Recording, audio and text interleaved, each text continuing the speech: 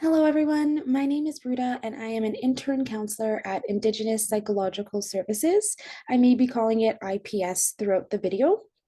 In this video, I will be discussing how the concept of mindfulness is used in counseling and different tools and techniques that I find helpful when working with clients.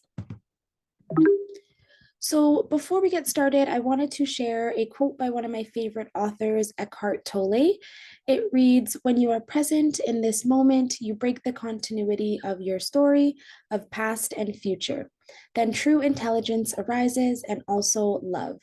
This quote embodies the concept of mindfulness, which is really being able to purposefully bring our attention to the present moment without any judgment.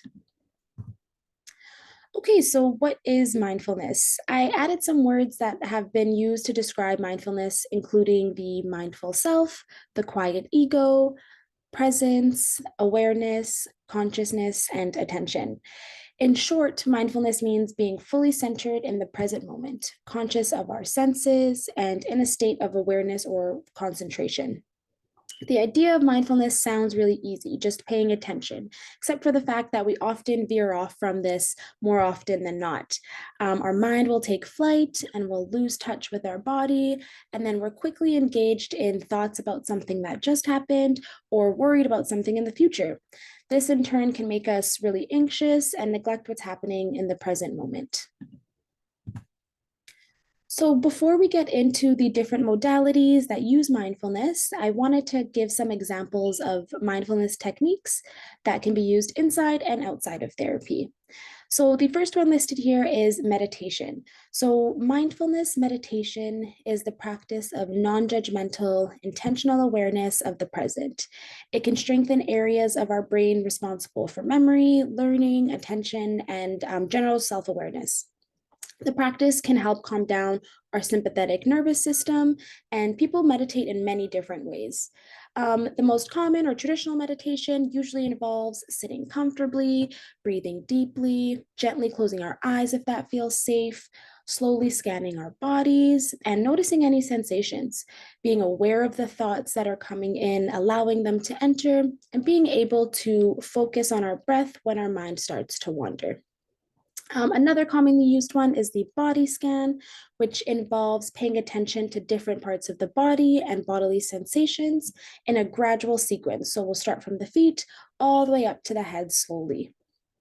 Another common one, and one that I love to use, is the 5, 4, 3, 2, 1 exercise, similar to the body scan and getting you to pay attention, but by moving through and focusing on all five senses instead. Another category of mindfulness techniques that are really useful are breathing exercises.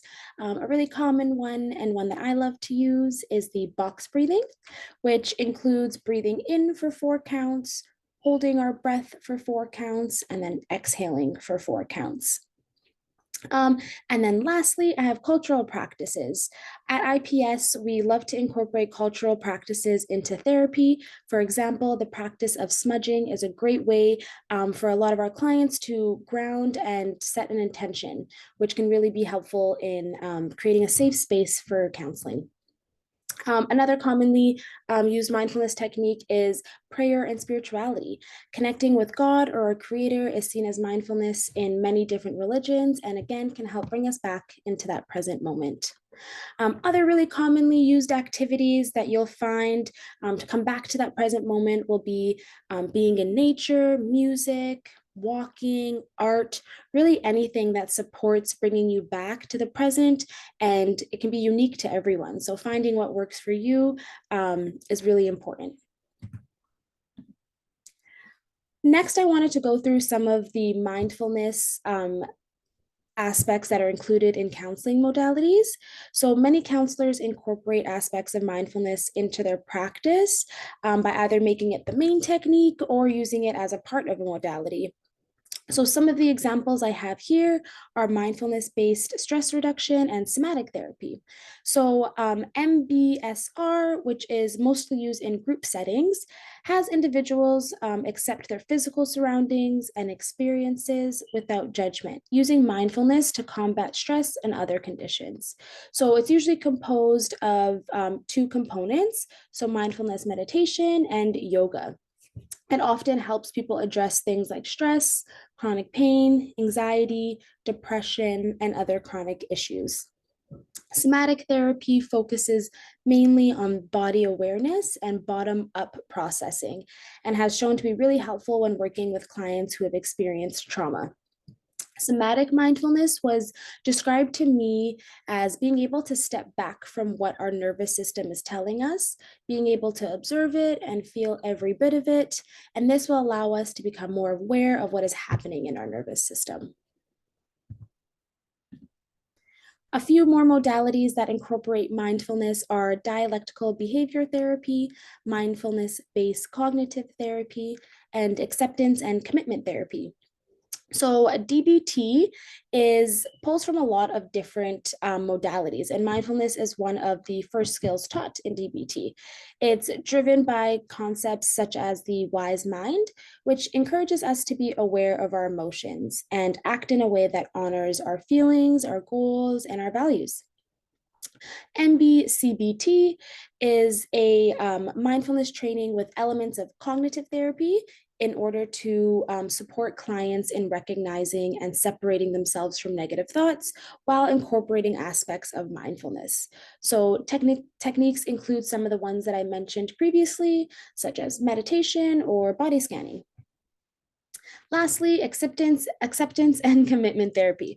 This form of therapy is all about accepting the present moment and being aware and having that psychological flexibility. It emphasizes embracing your thoughts and feelings rather than fighting them or feeling guilt and shame when embracing those thoughts. So it's a highly effective form of behavioral therapy. Next, I wanted to go over some of the benefits of mindfulness tools, which can include improved mood, reduced stress, relieves anxiety, increases empathy. It really focuses on improving our working memory, our heightened awareness, and trying to have that greater ability to manage strong emotions and even physical pain. Lastly, I want to share some of the mindfulness resources that I have found really helpful. There's some apps here, some books that are really interesting, some websites that you could check out, and some resources for kids because mindfulness can be used at any age. That is all for me. Thank you so much to IPS for allowing me this space to share this video, and I'm really grateful to be able to share it. If you have any questions, you can reach out to myself at IPS directly. Thank you so much.